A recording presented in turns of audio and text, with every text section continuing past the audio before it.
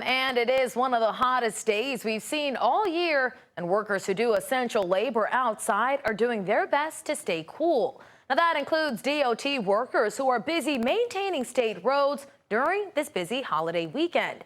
And Fox 61's Jamel Johnson spoke to DOT leaders today and joins us live from Newington. Jamel, I know they stress just how important it is for these workers to take this heat seriously. Yeah, Nat, most of the DOT workers right now are practicing essential tips to try to stay cool out there. They're taking breaks in between their shifts. They're drinking a lot of water and they're applying sunscreen out there during this heat wave. But when you have to wear a lot of that protective equipment to get the job done, it can be hard to stay cool.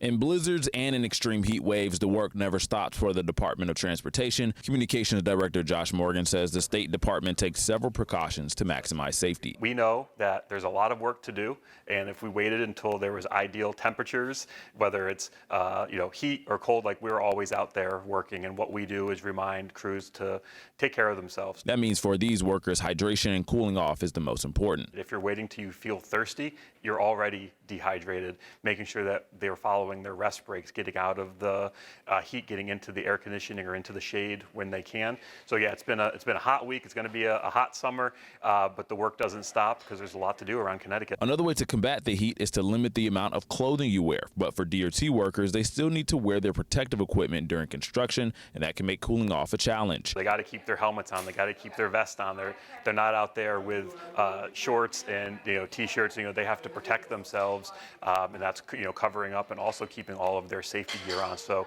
it's extra hot. They're not cooling off. It's not a day at the beach. It's a day on the road in service of the people of Connecticut. For the holiday weekend, crews will be mostly off the roads and out of the heat, but spokesperson Eva Zamora says they will be responding to emergencies if they arise. We've paused all non-emergency work all across the state. So that doesn't mean that you're not going to see some crews that are out there.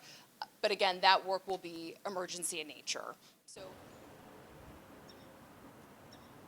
Now, if crews do have to get called in for an emergency, they will no doubt be practicing some of those safety techniques that we mentioned. And next week is when DOT will actually be ramping up some construction on some of their major projects across the state. And that should really align with the decline of this heat wave. And hopefully we'll be seeing some cooler temperatures then. In Newington, Jamel Johnson, Fox 61.